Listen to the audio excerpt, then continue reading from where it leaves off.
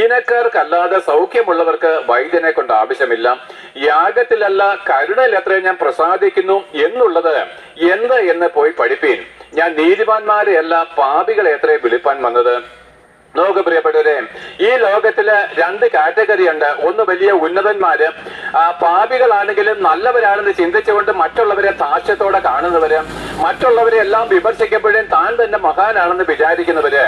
പ്രിയപ്പെട്ടവരെ, അവർക്കാർക്കും യേശുക്രിസ്തുവിലുള്ള സമാധാനം കണ്ടെത്തുവാൻ കഴിയത്തില്ല.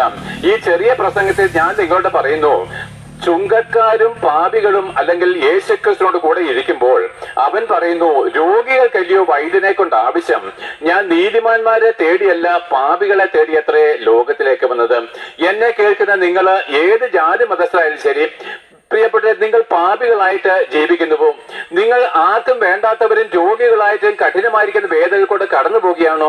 മദ്യപാനാസക്തിയിലും വീട്ടിലെ വഴക്ക് കൊണ്ടും ആരും സ്നേഹിക്കാനില്ല എന്നുള്ള ബോധത്തിലും നിരാശാമുഖമായിട്ടും കടബാധ്യതയിലും കഠിനമായിരിക്കുന്ന രോഗത്തിലും കൂടിയാണോ കടന്നു പോകുന്നത്?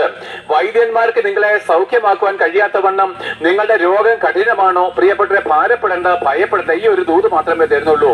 കർത്താവായിരിക്കുന്ന യേശുക്രിസ്തു 2000 വർഷങ്ങൾക്ക് മുമ്പ് ഭൂമിയിൽ കടന്നു വന്ന് അനേക രോഗികൾക്ക് സൗഖ്യവും അനേക പാപികൾക്ക് പാപമോചനവും കൊടുത്തുവെങ്കിൽ, അനേകം മാനസിക വിഭ്രാന്തിയിലൂടെ കടന്നുപോയവർക്ക് സൗഖ്യം കൊടുത്തുവെങ്കിൽ, ഭൂതഗ്രസ്തരായിരിക്കുന്നവർക്ക് സൗഖ്യം കൊടുത്തുവെങ്കിൽ, ഇന്നും ആ യേശുക്രിസ്തു ജീവിക്കുന്നു. എങ്ങനെ? തന്റെ വിശുദ്ധമായിരിക്കുന്ന സഭയിൽ കൂടെ. അതെ, യേശുക്രിസ്തു ഇന്നും ജീവിക്കുന്നത് സഭയിൽ കൂടിയാണ്. അതായത് യേശുക്രിസ്തുവിന്റെ നാമം വിളിച്ചപേക്ഷിച്ച് സ്നാനമേറ്റ് യേശുക്രിസ്തുവിന്റെ ആത്മാവിനെ പ്രാപിച്ച ദൈവത്തിന്റെ വിശുദ്ധന്മാരായിട്ട് തീർന്ന വിശുദ്ധ സഭയിൽ കൂടെ യേശുക്രിസ്തുവിന്റെ അത്ഭുതങ്ങളും അടയാളങ്ങളും വീര്യപ്രവൃത്തികളും ഇന്ന് നടക്കുന്നുണ്ട്.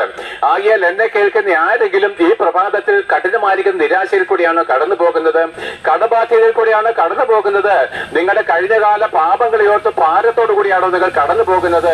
ആരുമില്ലാത്തവരും ഏതുമില്ലാത്തവരുമായിട്ട് അനാഥന്മാരെ പോലെയാണോ നിങ്ങൾ ജീവിക്കുന്നത്? നിങ്ങളെ സ്നേഹിക്കാത്ത മക്കളും നിങ്ങളെ സ്നേഹിക്കാത്ത ഭാര്യയും നിങ്ങളെ കരുതാത്ത ഭർത്താവും ഒക്കെയുള്ള വ്യക്തികളാണോ? ഭയപ്പെടേണ്ട.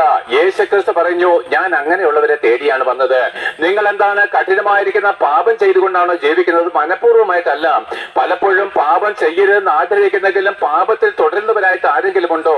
പ്രിയപ്പെട്ട, നിങ്ങൾക്കൊരു നല്ല വാർത്തയാണ് യേശുക്രിസ്തുവിന്റെ സുവിശേഷം.